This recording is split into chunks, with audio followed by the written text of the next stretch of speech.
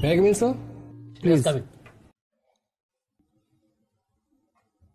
Good evening, sir. Good evening. बैठिए. Thank you, sir.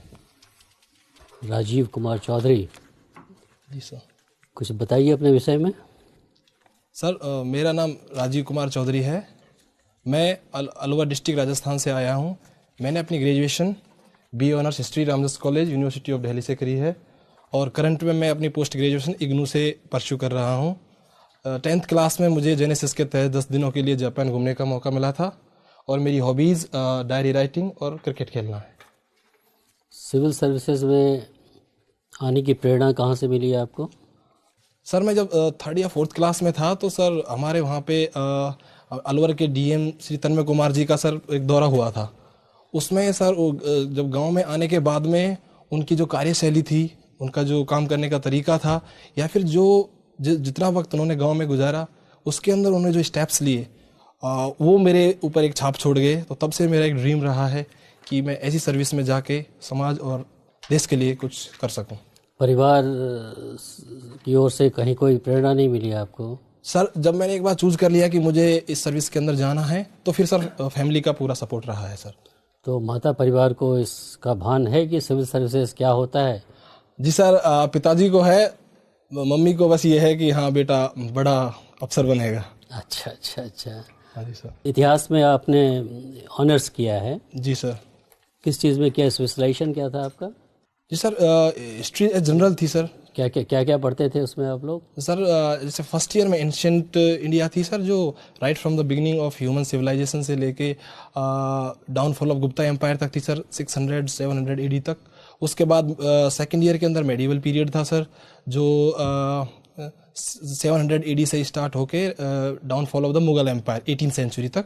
उसके बाद सर थर्ड ईयर के अंदर पूरा मॉडर्न हिस्ट्री और वर्ल्ड हिस्ट्री सर ये पढ़ाई की थी. कहा जाता है कि Gupta empire was a golden age, Gupta age was a golden age. जी सर. आप सहमत हैं इस बात से? जी सर, किसी भी पीरियड को इस तरीके से कैटेगराइज करने में थोड़ी समस्या होती है, क्योंकि हर सोसाइटी में, हर समाज में कुछ पॉजिटिव्स होते हैं, कुछ नेगेटिव्स होते हैं सर. गुप्ता एम्पायर के अंदर अगर कला के क्षेत्र में, साहित्य के क्षेत्र में देखा जाए तो बहुत ही उम्दा कार्य हुए हैं जो अभी तक हमें प्रेरित कर रहे हैं, विश्व को प्रेरित कर रहे हैं. लेकिन सर कुछ ऐसे डायमेंशंस थे जैसे कास्टिज्म हो गया या फिर शूद्राज की जो स्थिति थी, महिलाओं की स्थिति सॉरी और डाउनफॉल हुई, तो वो ऐसे एरियाज हैं जो इस पीरियड को स्वर्णिम काल कहने में न्यायोचित नहीं हो सकता सर. अच्छा. आप 10 दिन की जापान यात्रा भी कर चुके हैं. जी सर. जापान का कौन सा चीज़ सबसे ज़्यादा प्रभावित किया आपको? Sir education. थोड़ा और बताएंगे इस पर? जी सर, हमें सर 2 दिन के लिए मोरियोकाचू हाई स्कूल करके है सर, वहाँ घूमने का मौका मिला था. तो वहाँ पे एक जो होलिस्टिक डेवलपमेंट जिसकी हम बात करते हैं कि स्टूडेंट्स को एक होलिस्टिक एजुकेशन प्रोवाइड की जाए, वो सारा हमें वहाँ पे सर कुछ देखने को मिला. जैसे कि क्लासेस रेगुलर होती थी, उसके साथ में वोकेशनल ट्रेनिंग स्टूडेंट्स को राइट फ्रॉम द बिगिनिंग दी जाती है. कार मेकिंग, वॉच मेकिंग की सारी वर्कशॉप्स वहाँ पे लगी हुई हैं. इसके अलावा स्पोर्ट्स का भी फैसिलिटी बहुत शानदार थी. इसके अलावा जो सबसे अच्छी चीज़ लगी सर, जो कल्चर के प्रति उनका डिवोशन है, डेडिकेशन है कि अपनी कल्चर को हम खोएं नहीं, उससे हम दूर नहीं हो. इसके लिए जो ट्रेडिशनल टी मेकिंग काफ़ी फेमस है सर जापान की, तो लोगों को टी मेकिंग वहाँ पे सिखाई जाती थी. तो ये चीज़ें ऐसी लगी मुझे कि जापान के ह्यूमन कैपिटल में बहुत बड़ा रोल एजुकेशन प्ले करता है. जापानीज लैंग्वेज को कभी समझने की कोशिश की या कोई मौका मिला? हाँ जी सर. वहाँ पे गए थे तो कुछ शब्द हमें बोला गया था कि आप कोशिश कीजिए जिससे लोगों से थोड़ा इंटरेक्ट हो सकें. तो जैसे sir thank you very much को एरिगातो गोजाइमाशु बोलते हैं, हेलो को कोनिचिवा करके बोलते हैं. तो ऐसे कुछ शब्द हैं सर जो. अच्छा.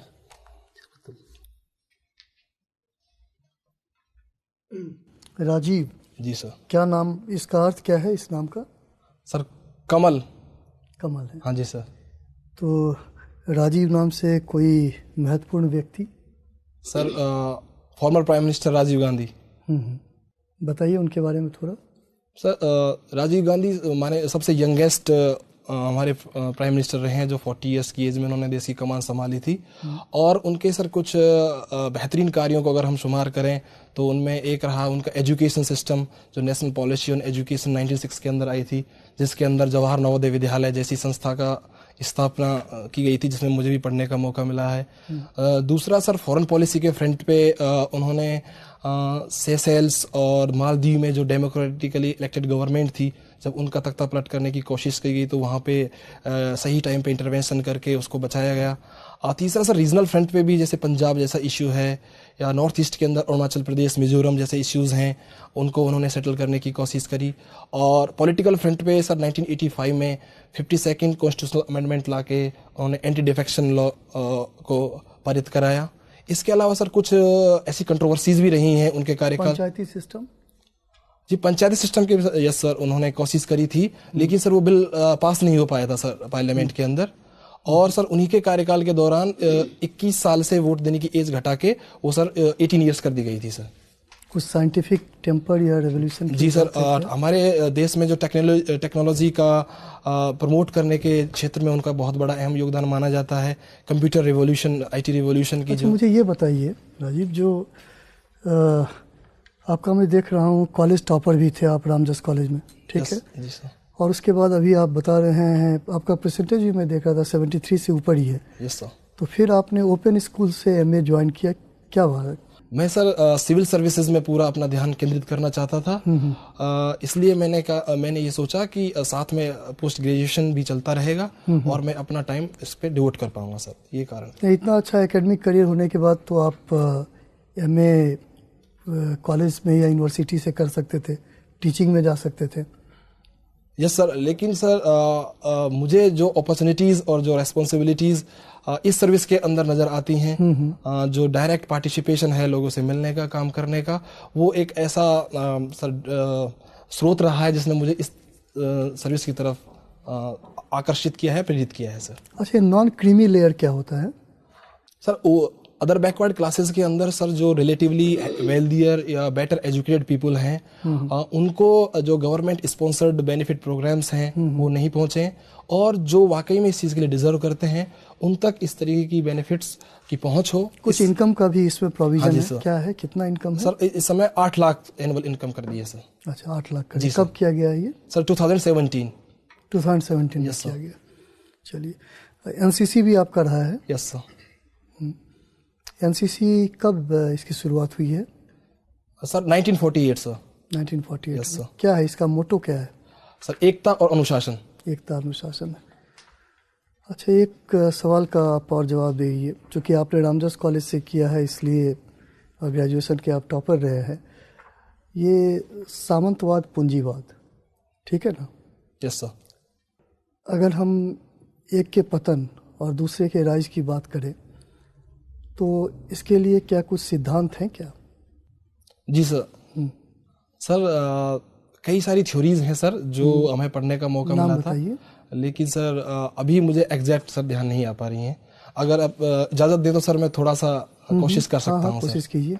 एक तो सर इसमें फैक्टर माना जाता है सर प्रोटेस्ट, जैसे मैक्स वेबर ने सर एक प्रोटेस्टेंट, ठीक है, और एथिक्स करके लिखा है। एक दूसरा सर कुछ हिस्टोरियंस ऐसे हुए, मार्क ब्लॉक करके हिस्टोरियंस हुए हैं, जिन्होंने एग्जैक्ट मुझे मालूम नहीं है सर, लेकिन एक ने एक्सटर्नल फैक्टर पे जोर दिया है कि ट्रेड और जो कॉमर्स के क्षेत्र में जो डेवलपमेंट हो रहा था उसने फ्यूडलिज्म को डिक्लाइन करने में मदद की।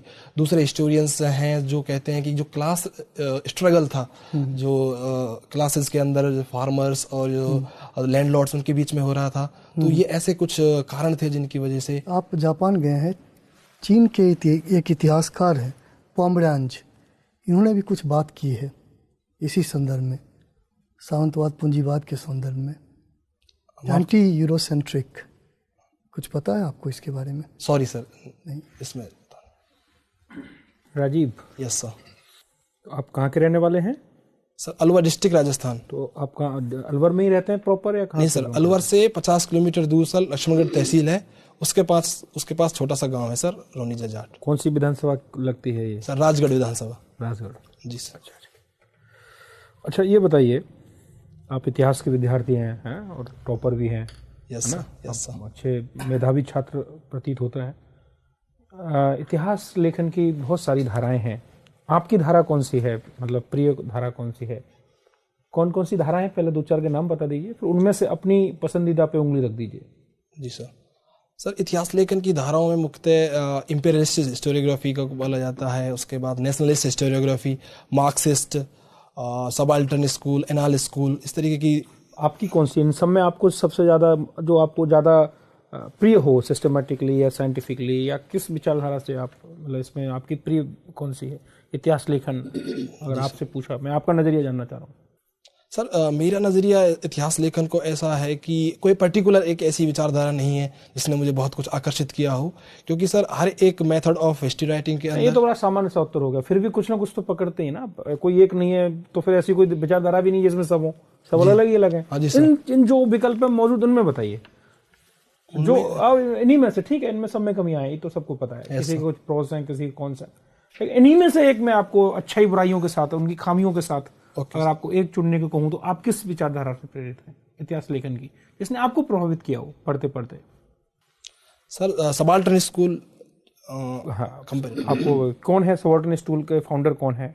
सबाल्टर्न स्कूल के सर फाउंडर में Rodney Hilton, E.J. Hobsbawm, E.P. Thomson, जो 1960s के दौर में वर्ल्ड लेवल पे माने जाते हैं। हॉब्सबॉम ने सबाल्टर्न पे लिखा है?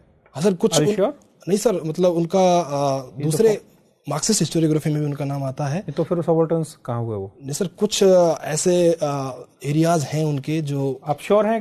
नो सर, सॉरी सर, मैं श्योर नहीं। हॉब्सबॉम सबाल्टर्न हिस्टोरियन है? सॉरी सर, मैं श्योर नहीं हूँ।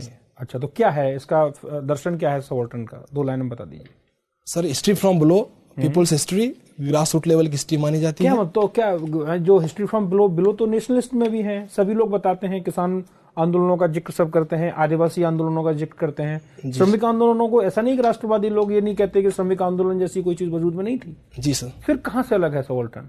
सर इसमें जो पॉइंट ऑफ व्यू जो रहता है बेसिकली लिखने का, वो जो हिस्टोरिकली मार्जिनलाइज्ड ग्रुप्स हैं, लाइक पीजेंट्स, विमेन, वो नेशनलिस्ट में भी हैं। जी सर। अंतर सबाल्टर्न कहाँ पैदा कर दिया? सर जिस गहराई के साथ और जिन बिंदुओं पे सर ये फोकस करते हैं, उतना नेशनलिस्ट हिस्टोरियन सर एक सरफेस जिसे कहते हैं, सतही तौर पे। 2 समकालीन सबाल्टर्न इतिहासकारों का नाम बता सकते हैं? सर इंडिया लेवल पे तो सर शाहिद अमीन, ज्ञान पांडे, और सर 2 ही ध्यान आ रहे हैं। रणजीत गुहा का नाम सुना है? यस सर, रणजीत गुहा का नाम। हाँ जी सर, नाम सुना। मैडम आप? नेशनलिस्ट हिस्टोरियंस को सतही कह देना कितना हद तक सही है? इवन सर ने जिस कॉन्टेक्स्ट में सवाल पूछा था उसके हिसाब से पर्टिकुलरली जो मार्जिनलाइज्ड ग्रुप्स हैं उनके ऊपर ऐसा गहराई से जितना काम सबाल्टर्न ने किया है उतना नेशनल हिस्टोरियोग्राफी में नहीं दिखता है, तो उस हद तक सतही कहना मेरे हिसाब से सर मैम वाजिब होगा। अच्छा, आपके यहाँ आपके घर में आपके पिताजी खेती करते हैं? हाँ जी मैम। अच्छा, खेती ही आपके घर का आर्थिक संबल खेती से ही होता है? जी मैम। अच्छा, आपने भी खेती की है कभी? Ma'am as such active involvement तो नहीं हो पाया है, क्योंकि मैं 6th क्लास से बाहर पढ़ रहा हूँ मैम, तो छुट्टियों में जाता हूँ, तो ऐसा इन्वॉल्वमेंट नहीं रहा है मैम ओवरऑल। अच्छा, और आपकी माताजी भी खेतों में जाती हैं काम के लिए? हाँ जी मैम, पिताजी के साथ जाती हैं। तो माताजी के नाम पे एक जमीन भी है, खेत भी है? नहीं मैम। होना चाहिए? Yes ma'am. तो क्यों नहीं करवाया अभी तक आपने? मैम इसका कारण ये है कि मुझे इसीलिए ही IAS बनना है, ताकि ऐसी सोच बदल के मैं सबसे पहले जो आप कह रही है यही काम करूँ, क्योंकि अभी तो मैम क्या होता है कि आप कह भी दीजिए कि पिताजी देखिए ठीक नहीं है, मम्मी के नाम से भी कुछ होना चाहिए, सारा कुछ आपके नाम से होता है, KCC किसान क्रेडिट कार्ड होता है, जो भी आपके नाम से है सारा कुछ, तो बोलते हैं कि कलेक्टर अगर बन के बोलेगा तो मान भी लूंगा, अभी नहीं मानूंगा। अच्छा, तो शायद तो न्याय लागू कराने के लिए कलेक्टर बनना ही जरूरी है, उससे बिना नहीं हो सकता? नहीं सर, बिल्कुल हो सकता है। लोगों ने बिना ऐसी सर्विस में जाए भी बहुत अहम काम किए हैं, लेकिन सर कुछ सोशियो इकोनॉमिक बैकग्राउंड ऐसा रहा है कि जहां लोग अथॉरिटी को इतना सम्मान और तवज्जो देते हैं कि बदलाव के लिए मुझे लगता है उसमें आना अच्छा कदम होगा। अच्छा, आपके यहाँ से कोई, आपके आसपास के गांव से कोई सिविल सर्वेंट बना है? No ma'am. आप पहले इस तरह से पहली महत्वाकांक्षा है आपकी? हाँ जी, हाँ जी, हाँ जी। अच्छा, जाट आंदोलन को लेकर आपकी क्या विचारधारा है? मुझे लगता है मैम कि जैसे भी national commission for backward classes ने भी ये बात कही है कि जाट जैसे जो ग्रुप्स हैं वो इकोनॉमिकली सोशली काफ़ी डोमिनेंट पोजीशन में हैं, तो उनको रिजर्वेशन देना मुझे लगता है वाजिब नहीं होगा।